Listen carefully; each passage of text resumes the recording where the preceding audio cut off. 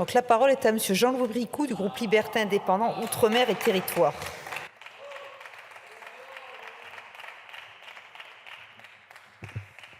Merci Madame la Présidente, Madame la Ministre, Monsieur le Ministre, Madame la Présidente de Commission, Monsieur le rapporteur, chers collègues. L'accès aux soins, c'est évidemment le premier service attendu pour nos concitoyens.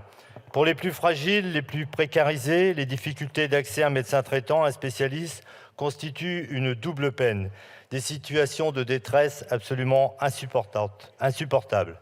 Tout cela pour vous dire que sur nos territoires, les enjeux ne sont pas seulement de santé publique, mais aussi de cohésion sociale. L'accès aux soins doit être un droit pour tous et partout. La période Covid nous alertait déjà sur les faiblesses de l'hôpital public. D'ailleurs, on n'en remerciera jamais assez nos soignants pour leur engagement, malgré l'abandon des gouvernements successifs, de gauche comme de droite. Aujourd'hui, la situation de l'offre commerciale sur nos territoires nous oblige à des solutions rapides et efficaces. Ce sont des vies qui sont simplement en jeu.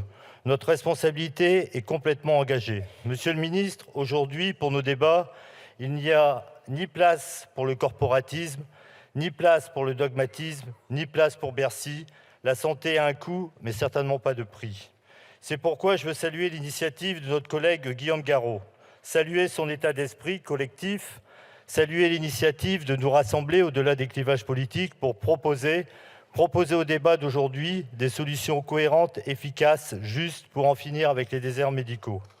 Monsieur le ministre, monsieur le rapporteur, on n'est pas là pour vous contrarier. On est là pour vous aider, pour compléter, conforter votre texte. On l'admet bien volontiers. Cette proposition de loi introduit des dispositions bienvenues et nous les soutiendrons, comme par exemple le renforcement des permanences de soins par les cliniques privées ou la généralisation des CPTS. Mais convenez-en, on est encore loin du compte. Tout cela est bien trop timide. Il faut nous attaquer au cœur du sujet. Alors, Monsieur le Ministre, allons-nous encore laisser croire aux médecins qu'ils appartiennent à une profession libérale comme les autres ? Non, nos médecins sont formés et payés par la collectivité, rémunérés par la sécurité sociale, et c'est juste parce qu'ils remplissent une mission de service public. C'est donc au nom du service public que je m'adresse à vous. L'urgence de la situation et de ses échecs nous incite à de nouvelles mesures, dont la régulation, et de plus en plus souhaitée sur les bancs et surtout sur les territoires carencés. Vous le savez, on est face à un double problème. Manque de médecins, d'abord en nombre, et mauvaise répartition sur les territoires. Face à ce double enjeu, une première réponse a enfin été apportée par l'augmentation du numerus clausus ou apertus. Mais à quoi servirait de former plus de médecins pour les entasser aux endroits où il y en a déjà trop ? Quoi d'autre que la régulation ? Outil utilisé d'ailleurs, c'était rappelé par mes collègues, par d'autres professions et dans d'autres pays. Vous appelez ça de la coercition, moi j'appelle ça du bon sens et de la solidarité territoriale. Monsieur le ministre, il existe tout de même 87% du territoire où ils peuvent s'installer en toute liberté et largement accompagnés par les collectivités. Enfin, au-delà des mesures d'urgence et d'organisation, nous appelons à réinvestir les territoires et à renforcer l'accès aux études de santé, partout et pour tous. C'est en ce sens que je vous propose d'expérimenter les écoles normales des métiers de la santé.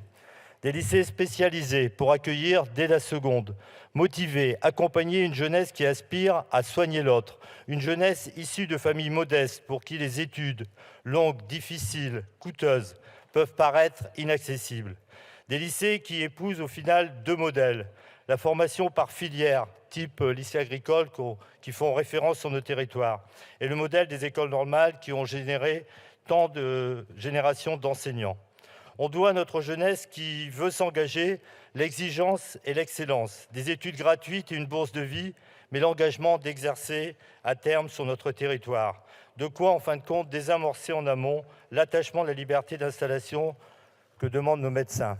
Monsieur le ministre, on veut juste, au cours des débats, vous convaincre de répondre à l'urgence sanitaire, sur le court comme sur le long terme, répondre à ce pourquoi nous avons été élus, prendre soin de nos concitoyens, tout simplement. Aujourd'hui, Monsieur le ministre, vous engagez votre responsabilité. Je vous invite, chers collègues, à engager la nôtre. Je vous invite à concilier liberté, égalité et santé. Merci. Je vous remercie.